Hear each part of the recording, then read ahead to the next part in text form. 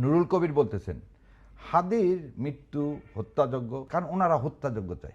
ওনারা চাইছিলেন সেদিন একটা ডেড বডি, তাহলে যারা আগুন দিছে তারা জানতো কোন দিকে সেফ আছে, এবং সেই লোকগুলোর সাথে নুরুল কবিরের তার যোগাযোগ আছে। নাহলে আপনি চারতলা একটা বিল্ডিং এ দাও দাও করে জ্বলতেছে, সেখানে আপনি ঢুকবেন কিভাবে? আমরা ওই দিন জানাজে পড়তেছি, ওই দিন তার মাটি হচ্ছেন, উনি বলতেছেন কি সারাদিন পর আমি খুব ক্লান্ত, সেজন্য সন্ধ্যা থেকে আমি সাংস্কৃতিক সন্ধ্যা উপভোগ করতেছি।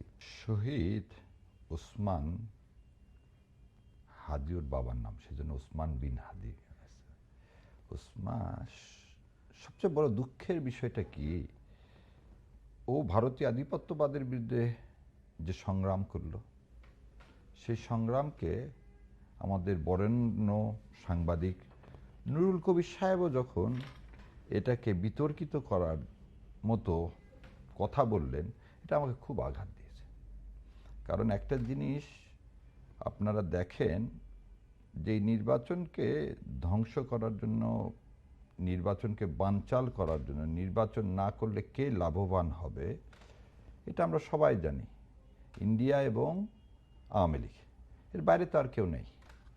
সেইখানে নতুন বয়ান কেন তৈরি করা হচ্ছে, এবং সেই বয়ানে বলা হচ্ছে জামাতে ইসলাম, মানে জামাতে ইসলামকে কোনো না কোনোভাবেই ট্যাগিং করতে হবে, যেখানে মানে খুব অবাক হলাম।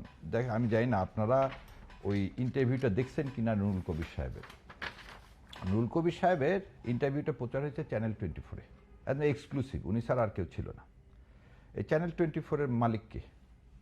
এ কে আজাদ, হামিম গ্রুপ। এ কে আজাদ সাহেব 23 সালে 15ই জুলাই সুমন চট্টোপাধ্যায়ের গানের ভাষায় কি বললেন? প্রথমত শেখ হাসিনাকে চাই, দ্বিতীয়ত শেখ হাসিনাকে চাই, শেষ পর্যন্ত শেখ হাসিনাকে ভীষণভাবে। এবং তারপর তো উনি এই দেশে আছেন, ওনার ব্যবসা প্রতিষ্ঠান আছেন, কোনো কিছুই হচ্ছে না। মানুষ যদি ওনারা এই কথা, যদি এটাকে লেবেলাইজ করতে চায়, তারও তো মিডিয়া গ্রুপ চ্যানেল 24, যেখানে নুরুল কবির সাহেব বক্তব্য দিচ্ছেন, সেটা তো আমিও গেছি, আমরা যে যাইনি তা তো না। সো ওনারা যেটা কি ন্যারেটিভটা কি তৈরি করতে চাইলেন, শহীদ ওসমান হাদির খুনিকে আজ পর্যন্ত আমরা গ্রেপ্তার করতে পারিনি।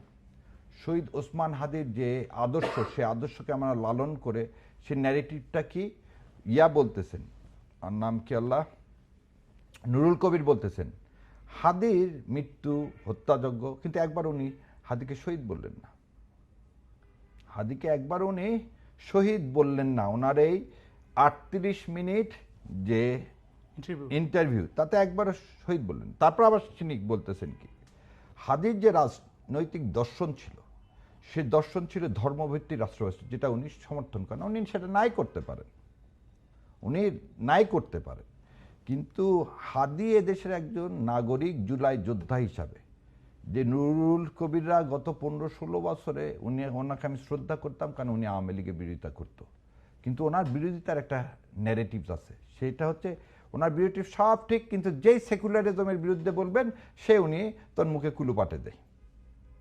আজকে আপনি আমাকে একটা জিনিস বলেন তো, কোথাও আগুন লাগলে আপনার প্রথম কাজটা কি? ভিতরে যারা আছে তাদেরকে বের করা, আর বাইরে থেকে কেউ যেন ভিতরে ঢুকতে না পারে, এই তো। কারণ এটা ভিতরে ঢোকা তো ডেঞ্জারাস। উনি ওনার স্টেটমেন্টে বলতেছেন যে ফায়ার ব্রিগেড আসতে দিচ্ছে না, আবার উনি ওর মধ্যে ওই দিন আবার কি করতেছেন, উনি হচ্ছে বিল্ডিং এর মধ্যে ঢুকে গেলেন। তাহলে ওনাকেই পরিষ্কার করতে হবে উনি কি বলতে চাচ্ছেন। ফায়ার ব্রিগেড যেখানে আসতে পারতেছে না, তার কথা অনুযায়ী যে ছেলেপেলে 4তলা পর্যন্ত দাও দাও করে জ্বলতে, 4তলা পর্যন্ত দাও দাও করে যদি জ্বলে, তাহলে সেই বিল্ডিংয়ে উনি ঢুকলেন কিভাবে? তাহলে যারা আগুন দিছে তারা জানতো কোন দিকে সেফ আছে, এবং সেই লোকগুলোর সাথে নুরুল কবিরের তার যোগাযোগ আছে। নাহলে আপনি 4তলা একটা বিল্ডিংয়ে দাও দাও করে জ্বলতেছে, সেখানে আপনি ঢুকবেন কিভাবে? আপনি যে আলোকচিত্র শিল্পী শহীদুল সাহেব কি বলছেন, নুরুল কবিরকে উনি বের করে নিয়ে আসতে চাইছেন। নুরুল কবির সাহেব বের হবেন না, ওনার কথা কি, যে রাস্তা দিয়ে আমি আসছি সে রাস্তা দিয়েই বের হব, কারণ ওনারা হত্যাযোগ্য চাই। ওনারা চাইছিলেন সেদিন একটা ডেড বডি, এই ডেড বডি রাজনীতি হবে না। বিল্ডিংয়ের চেয়ে, বিল্ডিংকে যেমন বিল্ডিং পোড়ানোটা আমরা সমর্থন করি না কোনোভাবেই, কিন্তু এই বিল্ডিং পোড়ানোর নামে, ডেড বডির নামে ওনারা জামাতকে ট্যাগিং করবেন, এবং হাদির রক্ত এখনো শুকায়নি। আরে কি তাজ্জব ব্যাপার, আমরা ওই দিন জানাজে পড়তেছি, ওই দিন তার মাটি হচ্ছেন, উনি বলতেছেন কি সারাদিন পর আমি খুব ক্লান্ত, সেজন্য সন্ধ্যা থেকে আমি সাংস্কৃতিক সন্ধ্যা উপভোগ করতেছি। নুরুল কবির যে ছেলেটা আতাতুর্কের হাতে শহীদ হলেন, যে দেশের মাটিকে রক্তে রঞ্জিত করলেন, তার রক্তের চেয়ে তার কাছে সাংস্কৃতিক সন্ধ্যা খুব দামি হয়ে গেল, এবং সেই সাংস্কৃতিক সন্ধ্যা থেকে দৌড়ায় চলে আসলেন প্রথম আলোকে বাঁচাতে, কিন্তু তিনি ইনকলাব মঞ্চে এসে একটা সংহতি জানাতে পারলেন না। এটা হচ্ছে নুরুল কবিররা, এরাই হচ্ছে রয়ের এজেন্ট, এরাই হচ্ছে প্রথম আলো। এবং আমি এটাকে সমর্থন করি যে ওনারা ন্যারেটিভ তৈরি করতেছেন বলে আমরা ন্যারেটিভ তৈরি করব না, আমরা সত্যকে প্রতিষ্ঠিত করব। ওনারা আমাদের মুনাফেক বলবেন, কিন্তু মুনাফেক কারা এই আমি বলে দিলাম প্রথমে। কোনো মুসলমান, উনি জানাজায় গেছেন হাদির, ওনাকে দেখলাম না তো। উনি তো নিজেই বলতেছেন, উনি আবার ওনার বক্তব্যের মধ্যে শিখ নিয়ে আসলেন, মুনাফেক নিয়ে আসলেন, কবিরা গুনা নিয়ে আসলেন। সো নুরুল কবির সাহেব, আই প্রিজিউম উনি একজন মুসলমান, এবং একটা মুসলমান যখন শুনবে একটা জানাজা আছে, জানাজা যাওয়া তার জন্য ওয়াজিব। উনি জানাজায় গেলেন না, আবার ওনার যখন ডেড বডি আমরা মানে আল্লাহ তাকে দাফন করানোর পরে ইনকলাব মঞ্চের সামনে যখন হাজার হাজার ছেলেপেলে আছে, তখন উনি তো সেখানে আসার প্রয়োজন মনে করলেন না। দ্বিতীয় কথা, উনি আরো একটা মারাত্মক কথা বলছেন যে এই 1.5 বছরে উনি এত উপদেষ্টাদেরকে কাউকে এতবার ফোন দেননি। প্রথম আলোতে ভাঙচুর করা হলো ডেইলি স্টার আগুনের জন্য।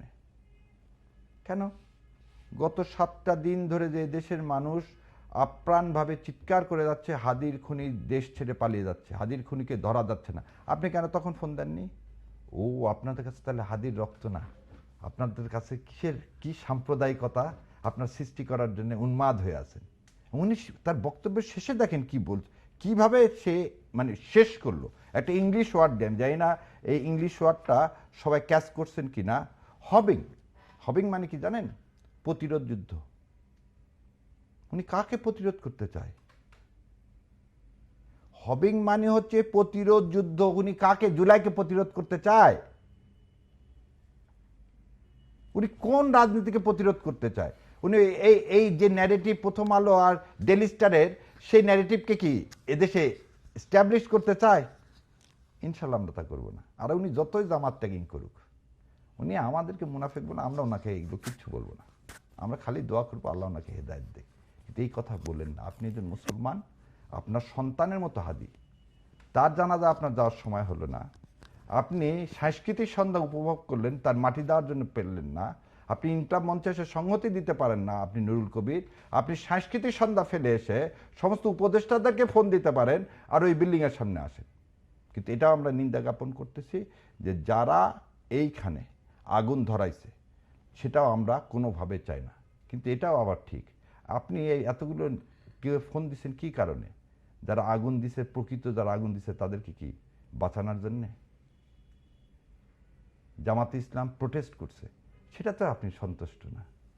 আপনি সেটাতেও দেখেন যে দুই মুখ চরিতা।